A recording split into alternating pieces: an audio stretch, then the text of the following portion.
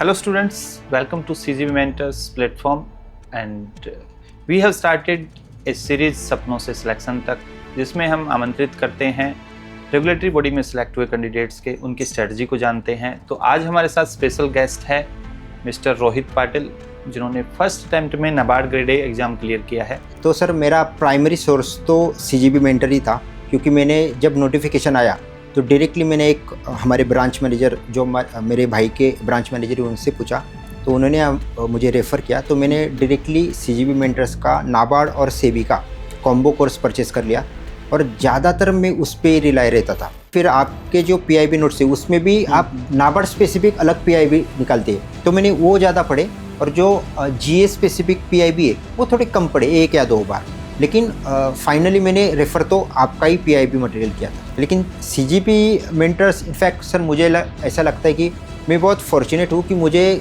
मेरे एक दोस्त ने एक ही प्लेटफॉर्म बताया और मैंने एक ही प्लेटफॉर्म पे पूरा ट्रस्ट रख के उस पर ही रिलाई रहा। इनफैक्ट उसी की वजह से मुझे लगता है कि मुझे ज़्यादा मार्क्स आए होंगे और मैं सिलेक्ट हुआ हूँ। Hello students, welcome to CGB Mentors platform and we have started a series सपनों से सिलेक्शन तक, जिसमें हम आमंत्रित करते हैं रेगुलेटरी बॉडी में सिलेक्ट हुए कैंडिडेट्स के उनकी स्ट्रेटजी को जानते हैं। तो आज हमारे साथ स्पेशल गेस्ट है मिस्टर रोहित पाटिल, जिन्होंने फर्स्ट अटेम्प्ट में NABARD grade A exam clear किया है। So first of all many congratulation Rohit. Thank you sir. Rohit, 4 साल का आपका हार्ड वर्क है। 2022 से 26 आपने UPSC की तैयारी की, स्टेट PCS के तैयारी की, इंटरव्यू अपीयर किए, तो फाइनली सक्सेस मिली है नाबार्ड ग्रेड ए में। तो कैसा फील हो रहा है? सर एक्चुअली मैंने जब स्टेट PCS UPSC के इंटरव्यू दिए तब मेरा फाइनल सिलेक्शन नहीं हुआ था।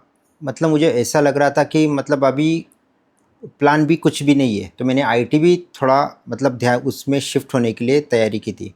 एंड फिर फॉर्चुनेटली सर नाबार्ड हो गया। मतलब अभी ऐसा लग रहा है कि नाबार्ड मतलब जब मैंने नाबार्ड की तैयारी की तब मुझे अच्छी तरीके से पता चला कि बहुत सारी अच्छी अपॉर्चुनिटी है जो UPSC MPSC के अलावा जो स्टूडेंट एक्सप्लोर ही नहीं करते। मुझे भी ज़्यादा मालूम नहीं थी, तो मैं तो गॉड को थैंक यू बोलूँगा कि ऐसी अपॉर्चुनिटी मुझे जल्द मिली। इनफैक्ट बहुत अच्छा लग रहा है कि नाबार्ड में मेरा सिलेक्शन हुआ। वर्क एक्सपीरियंस और जो कोई कैंडिडेट सिलेक्ट हुए उन्होंने जो बताया, सो उस हिसाब से तो नाबार्ड ही मेरे लिए सब कुछ है अभी तक। ओके, तो मैं थोड़ा रोहित का बैकग्राउंड बता देता हूँ। रोहित ने मैकेनिकल इंजीनियरिंग से ग्रेजुएशन कंप्लीट की थी पुणे यूनिवर्सिटी से। उसके बाद मैं एक इंजीनियरिंग कंपनी में काम किया and then he switch to the UPSC preparation. 2 UPSC interview, 2 state PCS interview prepare किए थे। उसके बाद प्लान B के लिए रेगुलेटरी बॉडी को चुना था, जिसमें सेबी का भी एग्ज़ाम दिया था इन्होंने एंड नाबार्ड फर्स्ट अटेम्प्ट में क्लियर किया है। तो सबसे पहले जनरली स्टूडेंट भी जानना चाहते हैं, जो भी सिलेक्टेड कैंडिडेट्स होते हैं उनसे पूछते हैं कि आपका सोर्स ऑफ प्रिपरेशन क्या रहा था? सर जैसे आपने बताया कि मैंने फर्स्ट अटेम्प्ट में नाबार्ड क्लियर किया है, तो मेरा प्रिपरेशन तो नोटिफिकेशन आने जब आई तब मैंने शुरू किया। लेकिन जो फर्स्ट अटेम्प्ट देने वाले और जिन्होंने UPSC PCS का तैयारी नहीं की है उनको सोर्सेज थोड़े ज़्यादा एक्सटेंड करने पड़ेंगे और उनके प्रिपरेशन भी 6 से 7 महीने पहले करना पड़ेगा। अभी सोर्सेज के बारे में तो सर मेरा प्राइमरी सोर्स तो CGB मेंटर ही था, क्योंकि मैंने जब नोटिफिकेशन आया तो डायरेक्टली मैंने एक हमारे ब्रांच मैनेजर जो मेरे भाई के ब्रांच मैनेजर है उनसे पूछा, तो उन्होंने मुझे रेफ़र किया। तो मैंने डायरेक्टली CGB मेंटर्स का नाबार्ड और सेबी का कॉम्बो कोर्स परचेज़ कर लिया और ज़्यादातर मैं उस पर ही रिलाई रहता था। और इसके अलावा अगर टेस्ट सीरीज़ या इसके अलावा भी मैंने मेंस के लिए सिर्फ राइटिंग के लिए एक अलग इंस्टीट्यूट का कोर्स परचेज़ किया था। लेकिन मॉक में जहाँ भी अवेलेबल हो वहाँ देता था, लेकिन प्राइमरी सोर्स तो CGB मेंटरशिप। ओके, तो रोहित फर्स्ट अटैम्प्ट था नाबार्ड में और नाबार्ड क्लियर किया है, UPSC के अटैम्प्ट दिए हैं। आपको लगता है कि ऐसे स्टूडेंट्स हैं UPSC प्रिपरेशन कर रहे हैं या अदर एग्जाम्स की प्रिपरेशन कर रहे हैं, तो पैरेलली उन्हें अदर एग्जाम्स को भी टारगेट करना चाहिए, बिकॉज अनसर्टेनिटी हर जगह है। तो क्या इसमें आपका क्या व्यू है कि पैरेलली हमें मल्टीपल एग्जाम्स को टारगेट करना चाहिए? डेफिनेटली सर, इनफैक्ट मुझे लगता है कि आपका अगर गोल UPSC है तो आपने फर्स्ट 2 अटेम्प्ट तक ठीक है आप दे सकते हो फुल टाइम, लेकिन अगर उसके बाद आपका फाइनल रैंक नहीं आ रहा है तो आपको सेकंड ऑप्शन एक्सप्लोर करना ही चाहिए।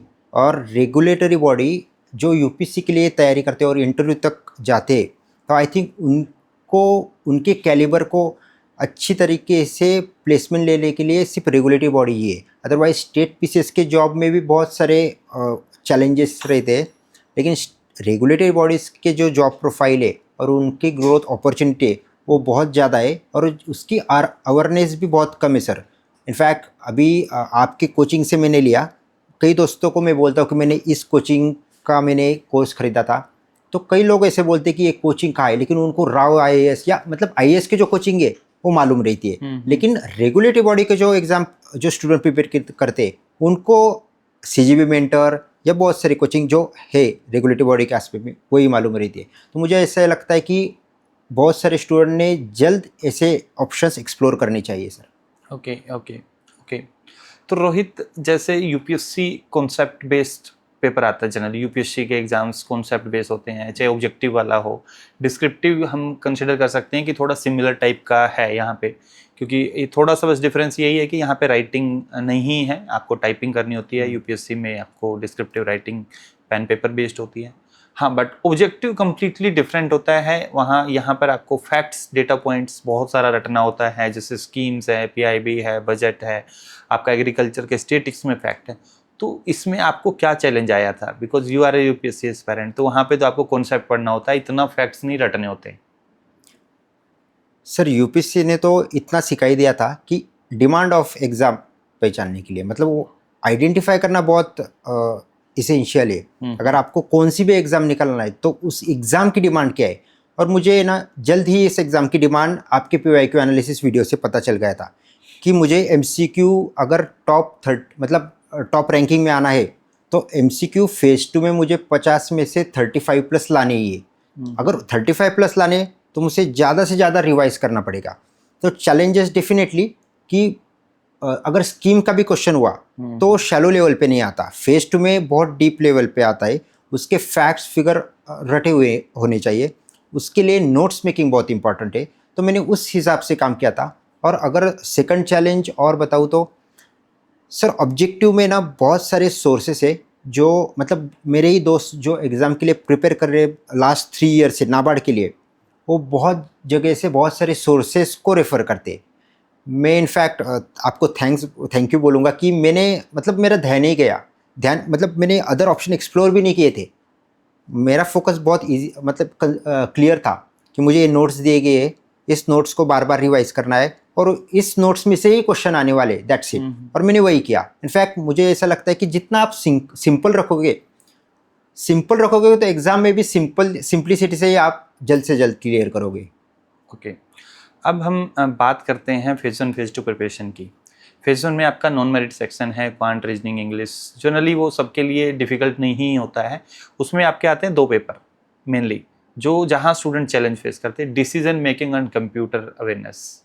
तो वो कैसे प्रिपेयर किया था, क्या स्ट्रेटजी रही थी, और जो फ्यूचर एस्पायरेंट्स हैं उनको उसके बारे में कुछ गाइड करना चाहोगे? सर मैंने जैसे मैंने बोला कि डिमांड ऑफ एग्ज़ाम मैंने आइडेंटिफाई किया था, तो मुझे ऐसा लग रहा मतलब मुझे ऐसा क्लियर हो गया था कि एआरडी और ईएसआई अगर इस सब्जेक्ट पे ज़्यादा से ज़्यादा फोकस करे तभी एग्ज़ाम निकलने वाला है। और रही बात कंप्यूटर और डिसीजन मेकिंग की, ये सिर्फ क्वालिफाइंग नेचर है, तो उसके लिए मैंने सिर्फ पीवाईक्यू बेस एक प्रिपरेशन किया था। जो लास्ट के 3-4 साल के पीवाईक्यू है उसके मैंने सबसे पहले आपके प्लेटफॉर्म से या कोई भी प्लेटफॉर्म से, मतलब यूट्यूब से ही, ओपन सोर्सेज से उसके पीवाईक्यू के एक्सप्लेनेशन के वीडियो मैंने देखे, उसके नोट्स बनाए। और अगर फॉर एग्जांपल उसका क्वेश्चन अगर किसी थ्योरी पे आया है डिसीजन मेकिंग पे, तो उस थ्योरी को गूगल में या चैटजीपीटी में सर्च कर लिया और उसका जो कि 5-6 लाइन का जो कोई एक्सप्लेनेशन दिया हुआ है वो मैंने पढ़ लिया। मतलब ऐसे मैंने स्मार्टली प्रिपरेशन किया था rather than reading the whole 500-300 pages material. बहुत सारे इंस्टीट्यूट है कि जो डिसीजन मेकिंग के लिए, कंप्यूटर के लिए भी इतने बड़े मटेरियल देते हैं और बहुत से ऐसे स्टूडेंट भी वो पढ़ते हैं। मतलब ऐसा बिल्कुल नहीं करना चाहिए। अगर आपको फर्स्ट अटेम्प्ट में ही निकालना है तो you have to be smart in your preparation.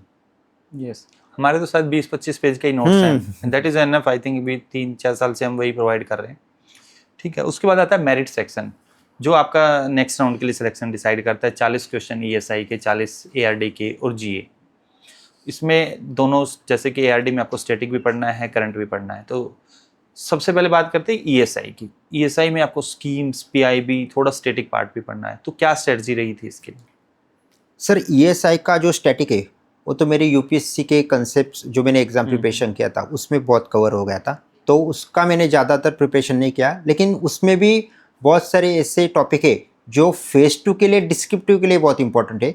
तो उस टॉपिक को मैंने चैट जीपीटी या फिर आपके नोट्स रेफ़र किए थे। मैंने ज़्यादातर चैट जीपीटी रेफ़र किया था स्टैटिक के लिए।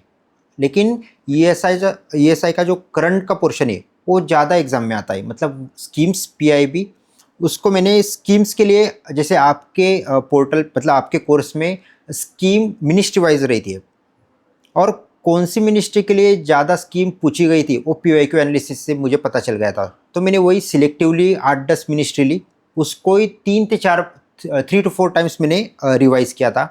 रही बात पीआईबी की, तो पीआईबी के लिए मैंने पहले तो मैंने मतलब ऐसे मुझे लगा कि एक्चुअल पीआईबी मैंने पढ़ने के लिए स्टार्ट किया था, लेकिन एक ही दिन में मुझे पता चल गया कि ये मेरे लिए पॉसिबल नहीं है। इनफैक्ट मुझे तो लगता है किसी के लिए भी पॉसिबल नहीं है कि एक्चुअल पीआईबी पढ़े, उसके नोट्स रेफ़र करे। सो मैंने फाइनली फिर आपके जो पीआईबी नोट्स है उसमें भी आप नाबार्ड स्पेसिफिक अलग पीआईबी निकालते हैं, तो मैंने वो ज़्यादा पढ़े। और जो जीए स्पेसिफिक पीआईबी है वो थोड़े कम पढ़े, 1 या 2 बार। लेकिन फाइनली मैंने रेफ़र तो आपका ही पीआईबी मटेरियल किया था। कितने मंथ का पीआईबी करंट अफेयर पढ़ना चाहिए स्टूडेंट्स को? सर जीए के लिए तो 3-4, मैक्स 3 to 4 मंथ्स। बट लेकिन मैंने जो ईएसआई या एआरडी में जो आता है पीआईबी, उसके लिए मैंने 5 या 6 मंथ्स का पढ़ा था। Okay okay okay. अब आती है स्कीम्स की बात। स्कीम्स बहुत ज़्यादा वेटेज हैं, मतलब आपका ईएसआई में 40 में से 25-30 क्वेश्चंस हमारे फेज़ 1 में स्कीम से आते हैं। एआरडी में भी 8 to 10 मार्क्स का आपका स्कीम से आता है, तो 40 मार्क्स की वेटेज फेज़ 1 में। फेज़ 2 में भी एक अच्छी खासी वेटेज रहती है, हर बार स्कीम से क्वेश्चन आते हैं, जैसे इस साल भी स्कीम्स की वेटेज काफ़ी रही थी। बहुत सारी स्कीम्स पढ़नी होती हैं, एक एक मिनिस्ट्री की अगर हम कंसिडर करें तो 10 से 15 स्कीम होती है, 70+ स्कीम्स आपको याद रखनी होती हैं।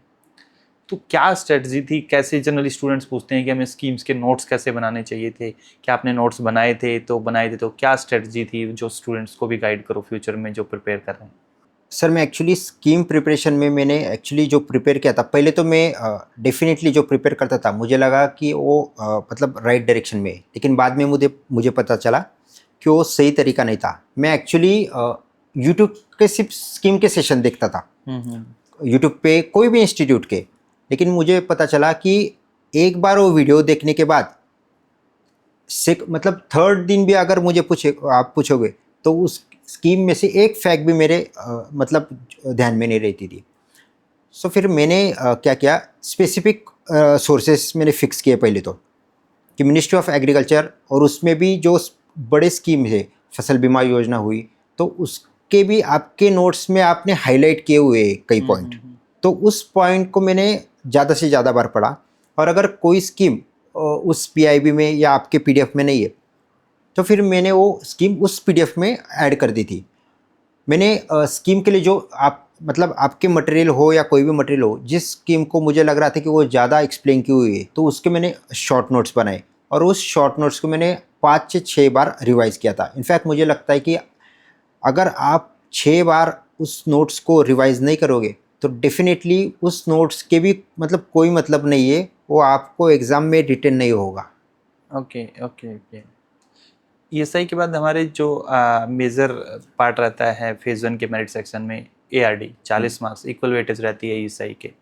स्टैटिक बहुत सारी चीज़ें पढ़नी होती हैं, और उसमें भी क्या है ना, बहुत सारे मिथ हैं। स्टूडेंट्स कोई बुक XYZ बुक पढ़ने लग जाते हैं, यहाँ से भी नोट्स मिल गए, मल्टीपल सोर्सेज।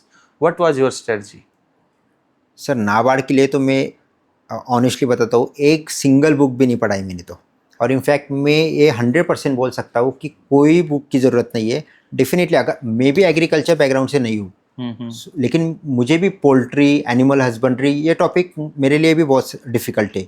मैंने सिंगल सोर्स रेफ़र किया उसमें भी सर स्टैटिक और डायनेमिक दोनों रहते हैं। स्टैटिक के लिए मैंने सर आपके इंस्टीट्यूट के जो स्टैटिक के एमसीक्यू आते थे डेली यूट्यूब पे भी और कोर्स में भी, वो एमसीक्यू के वीडियोस में 3 या 4 टाइम्स देखता ही था। मतलब मेरा डेली शेड्यूल ही था कि जब खाना खाते हो तो मैं एक वीडियो देख लेता था, सुबह एक वीडियो, शाम को एक वीडियो।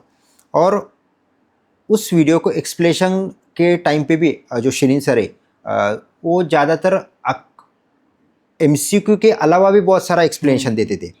उस एक्सप्लेनेशन को मैं अपने नोट्स में लिखता था, क्योंकि सिर्फ पीपीटी डाउनलोड करके कुछ नहीं होगा। जो सर भी बताते थे वो भी मैं नोट्स में लिखता था। और सर मैं 100% बोलता हूँ, मेरे दोस्तों को भी बोला है मैंने कि सर स्टैटिक के फेज़ 1 में भी और फेज़ 2 में भी मैक्सिमम क्वेश्चन उससे ही आए हैं। इनफैक्ट मैंने नोट्स भी रेफ़र किए, पोल्ट्री के किए या कोई भी अदर इंस्टीट्यूट के किए। मुझे ऐसा लगता था कि नोट्स से ज़्यादा मुझे यूट्यूब सेशन या कोर्सेज में जो एमसीक्यू बेस्ड सेशन रहते थे, और सिर्फ सर एक्चुअली ना वीडियो में सिर्फ एमसीक्यू और आंसर, उससे कोई मतलब नहीं है। उस एमसीक्यू को आपको टॉपिक को एक्सप्लेन भी करना होता है। मतलब फॉर एग्जांपल अगर शायद वो मतलब जो डिफरेंट एनिमल्स रहते, अगर फॉर एग्जांपल क्वेश्चन में एक बफेलो की ब्रीड का क्वेश्चन है, तो फिर एक ब्रीड को एक्सप्लेन करने में कोई मतलब नहीं सर। बफेलो की जो कोई ब्रीड से पूरी इंडिया में अगर 10 या 12 ब्रीड है, तो उसको आपको वही एक क्वेश्चन में एक्सप्लेन करना चाहिए। तब उसका इफेक्ट अपने प्रिपरेशन में ज़्यादा रहता है सर। ओके। तो मेजर सोर्सेज क्या रहे थे एआरडी के लिए? सर एआरडी के लिए तो मैंने एमसीक्यू बेस ही किया था और आपके नोट्स रेफ़र किए थे। उसके अलावा सर जो डिस्क्रिप्टिव है उसके लिए मैंने और एक कोचिंग इंस्टीट्यूट के भी नोट्स रेफ़र किए थे। लेकिन सर मुझे बाद में, मतलब जो लास्ट के 15 या 20 दिन थे, तब मुझे ना चैट जीपीटी का मतलब ज़्यादा एडिक्शन हो गया था। उस टॉपिक को मैं चैट जीपीटी में डालता था और उसको ये भी कमांड देता था कि मुझे नाबार्ड फेज़ 2 के लिए प्रिपेयर करना है और उस हिसाब से बेस्ट आंसर मुझे प्रिपेयर करके दो। और एक टॉपिक के ऊपर मैं एक ही पेज का आंसर प्रिपेयर करता था, ज़्यादा नहीं। इनफैक्ट अगर आप ज़्यादा प्रिपेयर करने जाओगे तो फिर आपको वो डिलीवर नहीं कर आंसर, मतलब जो कंप्यूटर बेस टाइप करना पड़ता है उससे आप डिलीवर नहीं कर सकते सर अच्छी तरीके से। ओके। तो हम फेज़ 2 की प्रिपरेशन की ही बात करते हैं। तो फेज़ 2 की प्रिपरेशन के लिए आपने फेज़ 1 के साथ में ही स्टार्ट कर दी थी या फेज़ 1 के बाद? सर ऑब्जेक्टिव के लिए तो मैंने फेज़ 1 जब मैं प्रिपेयर करता था तभी मैंने स्टार्ट की थी। और मैं हर एस्पिरेंट को यही रिकमेंड करूँगा कि ऑब्जेक्टिव का जब भी आप प्रिपेयर करें तब आपके दिमाग में फेज़ 1 नहीं रहना चाहिए, फेज़ 2 ही रहना चाहिए, क्योंकि फेज़ 2 में ज़्यादा डिफ़िकल्टी रहती है। और आपको अगर रैंक लाना है तो फेज़ 2 ऑब्जेक्टिव में मिनिमम 30 और मैक्स आपको अगर 35 एवरेज तो चलेगा ही, 35 निकालना ही है, तभी आप अच्छी तरीके से रैंक निकाल सकते हैं। डिस्क्रिप्टिव राइटिंग की बात करते हैं तो डिस्क्रिप्टिव राइटिंग 600 वर्ड लिखने होते हैं आपको 15 मार्कर क्वेश्चन में, 10 मार्कर में 400 वर्ड। तो कितने वर्ड लिखे थे फाइनल एग्जाम में, और क्वेश्चन का प्रेजेंटेशन कैसा रखा था कि आज आप नाबार्ड में हो? सर फर्स्ट आपने जो क्वेश्चन पूछा कि वर्ड लिमिट, तो मैंने ना 15 के दोनों जो 2 क्वेश्चन थे उसकी वर्ड लिमिट टोटली कंप्लीट की थी। 10 मार्कर की भी एक की थी और एक क्वेश्चन की वर्ड लिमिट 50% ही हुई थी मेरे से, क्योंकि लास्ट मोमेंट में थोड़ा पैनिक हो गया था मैं। और अगर रही बात प्रिपरेशन की, सर डिस्क्रिप्टिव के लिए ना 3 मेन इंपॉर्टेंट चीज़ें। पहले कि आपका कंटेंट होना चाहिए, उसके बाद प्रेजेंटेशन और प्रैक्टिस, क्योंकि ये पेन पेपर का एग्ज़ाम नहीं है। कंटेंट के लिए क्रिस्प और टू द पॉइंट होना चाहिए आपके पास और रेडीमेड होना चाहिए, क्योंकि कई बार क्या होता है हम सिर्फ रीड करते हैं और जब डिलीवर करने की बात आती है तो एक ही पॉइंट को हम ज़्यादा एलाबोरेट करते हैं। सर उससे कुछ नहीं होता। आपके पास अगर 10 मार्कर का कोई क्वेश्चन है तो 5 या 6 पॉइंट आपको टू द पॉइंट लिखने आने चाहिए, उसको सब्सटेंशिएट करने के लिए एग्जाम्पल भी होने चाहिए। और मैंने तो जैसे मैंने बोला कि आपका नोट्स और चैट जीपीटी का भी मैंने ज़्यादा यूज़ किया था।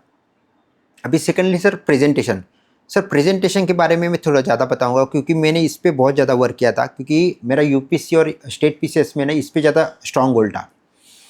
सर इसमें क्वेश्चन में इंट्रोडक्शन, बॉडी और कंक्लूजन वो तो रहते ही है। इंट्रोडक्शन में एक्चुअली में जो डिमांड ऑफ क्वेश्चन है वो वहीं पे मैं फुलफिल करता था, और उसको सब्सटेंशिएट करने के लिए मैं एक लाइन थोड़ी और लिखता था, क्योंकि अगर जो पेपर चेकर है अगर वो आपका इंट्रोडक्शन पढ़े तो उसको उसी वक्त समझ में आना चाहिए कि आपको क्वेश्चन का आंसर 100% आता है और आप अच्छी तरीके से लिखने वाले हो। फिर बॉडी पार्ट में एक्चुअली मैंने ये जो इंट्रोडक्शन, बॉडी और कंक्लूजन है उसको मैंने कंपार्टमेंट में किया था, और उसको प्रेजेंटेशन में डिवाइड देखने के लिए, मतलब उसको देखना चाहिए कि उसको डिफरेंट कंपार्टमेंट, उसके लिए मैंने डैश जो कीवर्ड था उसका यूज़ किया था। डैश से मैं एक लाइन बना देता था इंट्रोडक्शन के बाद बॉडी में। फिर बॉडी में पॉइंट वाइज लिखता था, एक पॉइंट उसका एक लाइन का एक्सप्लेनेशन और उधर ही एग्जाम्पल एक। ऐसे मैंने 5 या 6 पॉइंट 10 मार्कर के लिए लिखे, 10 मार्कर के लिए।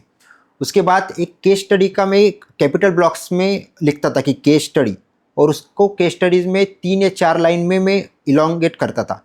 मतलब सिर्फ केस स्टडी 2 या 3 वर्ड से लिखने से उससे कोई नहीं होता, क्योंकि फॉर एग्जांपल मैंने एक केस स्टडी लिखी थी कि हमारे यहाँ एक सेल्फ हेल्प ग्रुप है, तो मतलब सांगली डिस्ट्रिक्ट में एक काल भैरवा नाम का सेल्फ हेल्प ग्रुप है।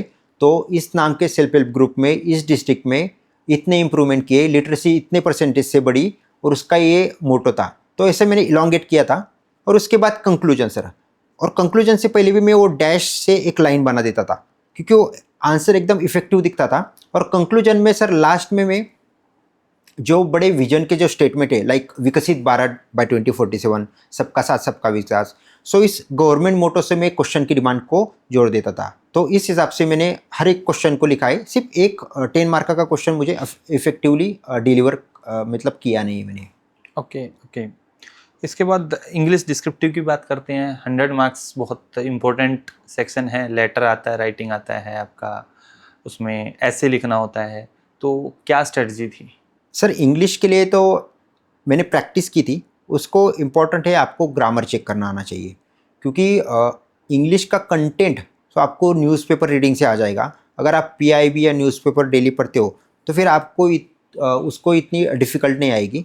लेकिन ऐसे के लिए मैंने जैसे सब्सिडी के ऊपर हमारे टाइम पे ऐसे आया था, तो मैं पहले ब्रेनस्टॉर्मिंग, क्योंकि टाइम बहुत रहता है, तो मैंने ब्रेनस्टॉर्मिंग किया था। ब्रेनस्टॉर्मिंग के मैंने 8-10 पॉइंट निकाले, और उस पॉइंट को मल्टीपल डायमेंशन में मैंने पहले लिखा था, मतलब social, economic, world, international, national. फिर उसके बाद मैंने इंट्रोडक्शन और बॉडी को दो पैराग्राफ में मैंने डिवाइड किया, और कंक्लूजन। और मैंने बहुत सिंपल रखा था, ज़्यादा डिफ़िकल्ट या हेवी वर्ड का यूज़ नहीं किया। जितना आप, मुझे लगता है कि जितना आप सिंपल रखोगे उतने ज़्यादा मार्क्स आप फेच कर पाओगे। और प्रिसाइज राइटिंग और जो पैसेज के क्वेश्चन आंसर रहते उसमें भी बहुत सिंपल, एकदम सिंपल लैंग्वेज के मैंने क्वेश्चन आंसर लिखे थे। प्रैक्टिस के लिए मैंने 3-4 पेपर दिए थे इंग्लिश के, ज़्यादा मैंने प्रिपेयर नहीं किया, क्योंकि न्यूज़पेपर रीडिंग की एक डेली हैबिट है। सो मैं यही रिकमेंड करूँगा कि आप डेली एक न्यूज़पेपर पढ़िए, इंग्लिश में इतनी दिक्कत नहीं आएगी फिर। ओके, कौन सा न्यूज़पेपर पढ़ते थे आप? सर मैं इंडियन एक्सप्रेस पढ़ता था। Okay okay. उसमें भी एडिटोरियल्स का जो पेज है और एक एक्सप्लेन नाम का एक पेज है, तो उसको अच्छी तरीके से पढ़ना चाहिए। एक और भी क्वेश्चन पूछते हैं जनरली कि टाइपिंग स्पीड की क्या रिक्वायरमेंट रहती है डिस्क्रिप्टिव राइटिंग के लिए? मैं जब यूपीएससी की प्रिपरेशन करता था तो मैं और जो ओनली आईएएस और कोई कोचिंग इंस्टीट्यूट है उसमें मैं कंटेंट डेवलपर का भी काम करता था। तो उसी वक्त मेरी टाइपिंग स्पीड बहुत ज़्यादा बढ़ गई थी, तो मुझे वहाँ पे ज़्यादा मतलब बेनिफिट हुआ। लेकिन अगर आप प्रैक्टिस करोगे, क्योंकि मुझे मालूम है कि जब फेज़ 1 और फेज़ 2, फेज़ 1 का है तो मैंने जब एग्ज़ाम हुआ उसके 3rd या 4th आफ्टर 4th डे मैंने प्रिपरेशन स्टार्ट कर दिया था। तो मैं डेली 3 या 4 आंसर लिखता था, और मैंने कीबोर्ड लिया, मतलब लैपटॉप था मेरे पास तब भी मैंने कीबोर्ड परचेस किया, वो भी मैंने सेकंड हैंड कीबोर्ड परचेस किया, क्योंकि आपको प्रैक्टिस नए कीबोर्ड से नहीं, थोड़े पुराने वाले कीबोर्ड से करनी चाहिए, क्योंकि एग्जाम सेंटर में वो ऐसे ही खराब सा कीबोर्ड होता है। तो मैंने वही किया था, उससे मैंने प्रैक्टिस करता था। और डेली सर अगर आप 3 आंसर लिखोगे तब भी आप डेफिनेटली, और अगर वर्ड लिमिट भी आपकी पूरी रीच नहीं हुआ ना तो कोई बात नहीं सर। एक्चुअली मेरे कई दोस्त थे, उन्होंने अच्छे मार्क्स सिक्योर किए, लेकिन 70 to 80% आपकी वर्ड लिमिट होनी ही चाहिए, और आपका कंटेंट टू द पॉइंट होना चाहिए, क्योंकि कंटेंट अगर आपका टू द पॉइंट हुआ तो आपको वर्ड लिमिट की ज़्यादा टेंशन लेने की ज़रूरत नहीं सर। सीजी मेंटर ने कोई हेल्प की हो आपकी जर्नी में? सर एक्चुअली मेरा तो सभी सक्सेस सीजीबी मेंटर्स की वजह से, क्योंकि मुझे तो और कोचिंग इंस्टीट्यूट के बारे में मालूम ही नहीं था। सिर्फ मैंने फेज़ 2 के लिए एक कोचिंग इंस्टीट्यूट का कोर्स लिया था, लेकिन सभी मेरा मतलब फेज़ 1 फेज़ 2 इंटरव्यू सभी के लिए मैंने तो एक ही इंस्टीट्यूट का किया था। इंटरव्यू में भी मैंने ज़्यादातर सेल्फ प्रिपरेशन ही किया था। इनफैक्ट इंटरव्यू के लिए मैंने सबसे ज़्यादा प्रिपेयर किया था।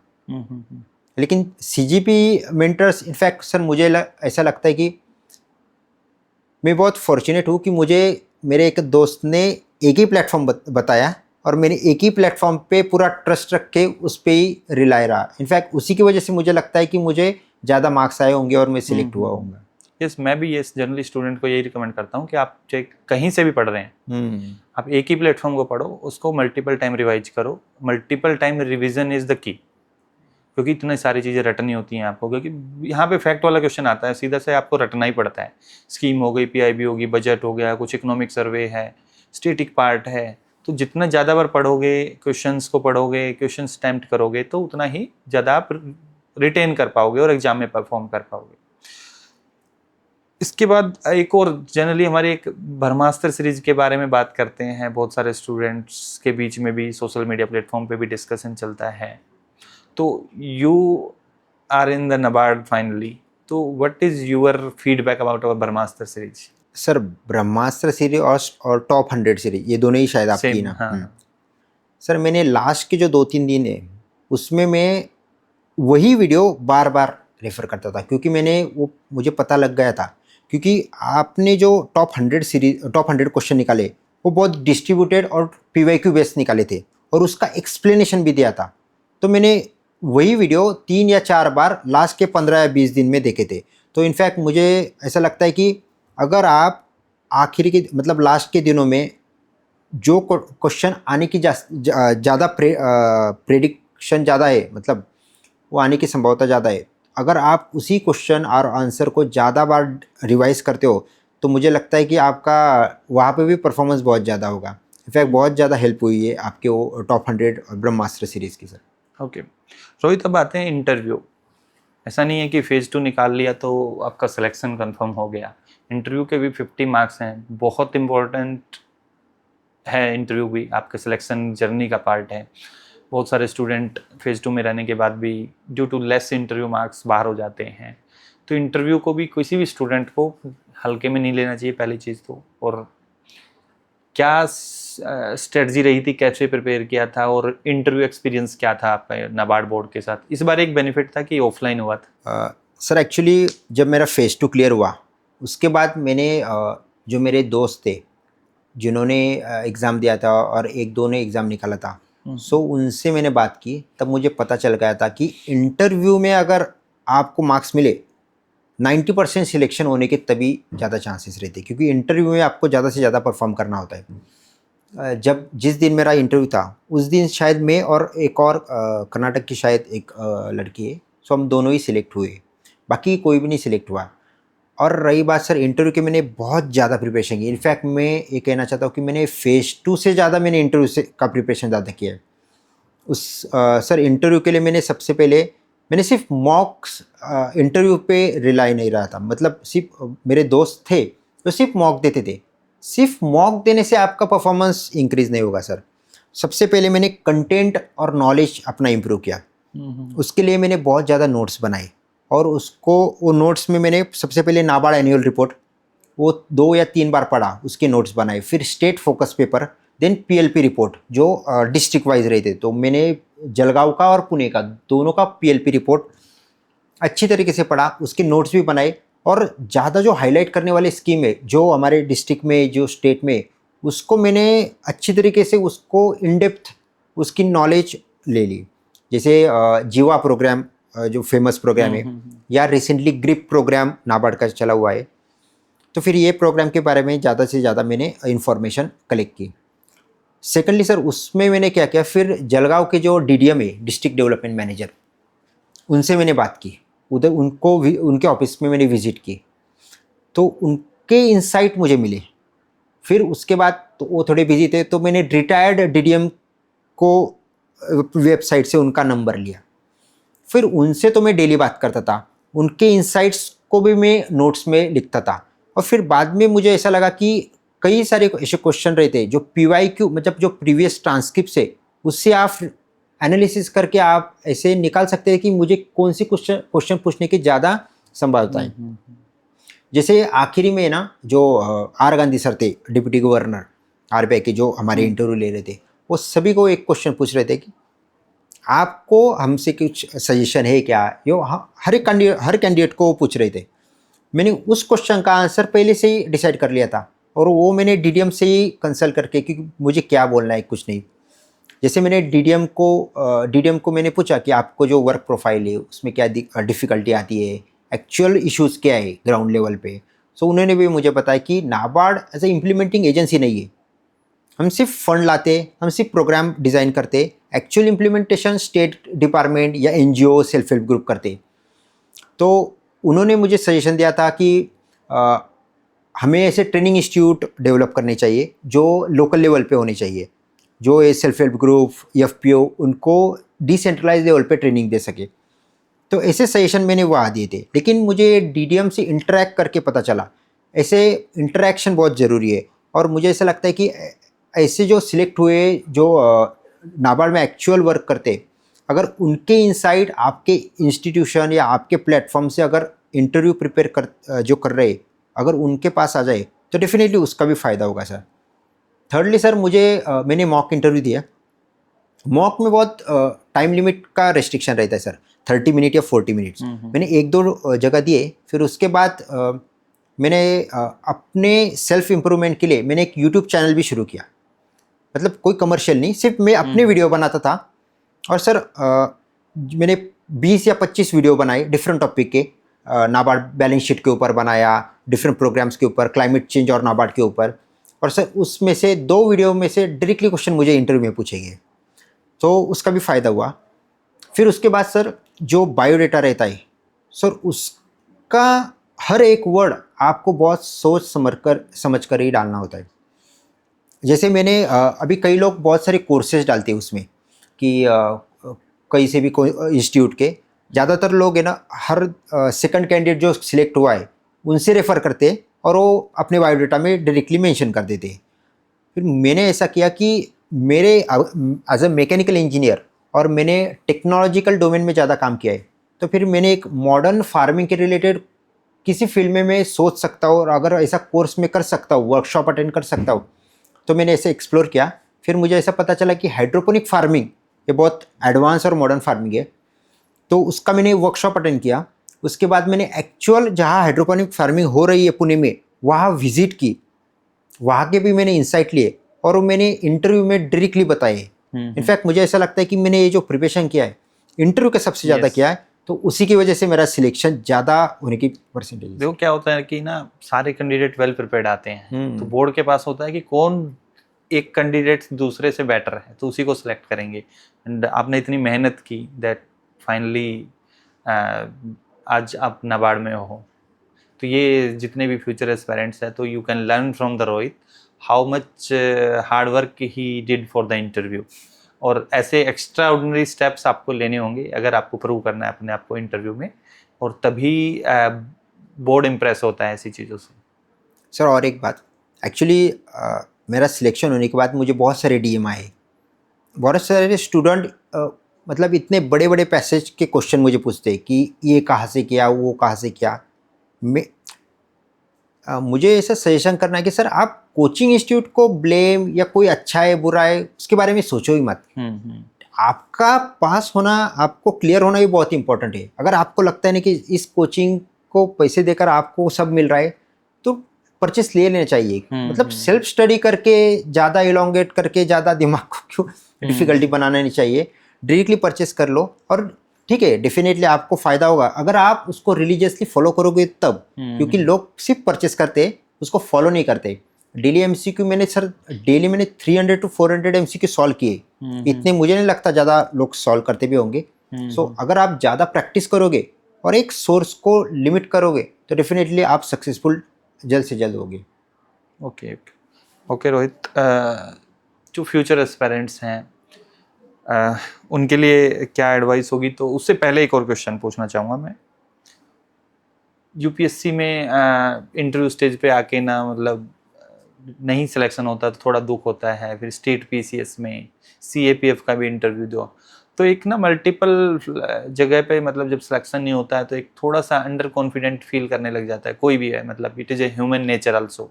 जब आप इस एग्ज़ाम की भी प्रिपरेशन कर रहे होगे तो कई बार लगता होगा कि नहीं, मैं फाइनली नहीं हुआ तो क्या होगा।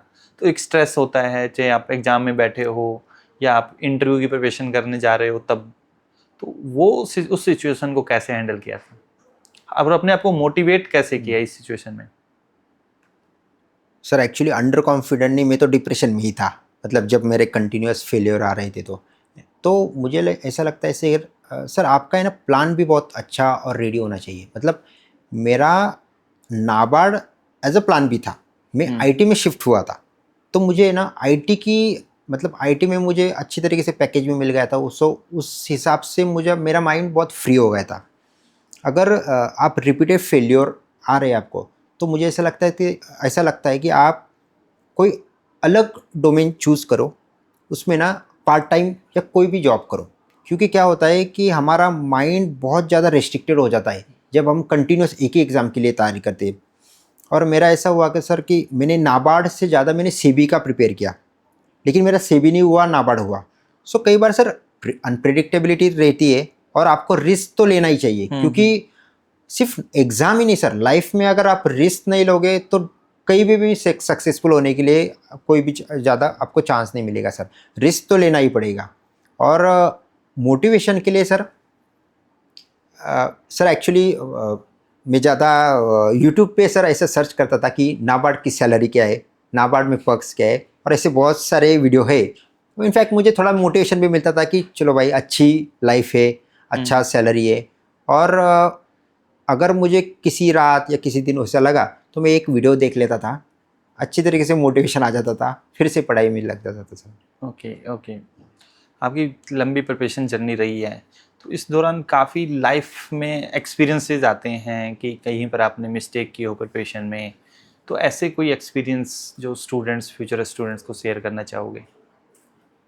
सर एक्चुअली मेरे इनफैक्ट मेरे भी नहीं, मैंने जब बहुत सारे दोस्तों को मैंने देखा है सर, दो ऐसे एस्पेक्ट है जहाँ पे ज़्यादातर गलतियाँ होती है।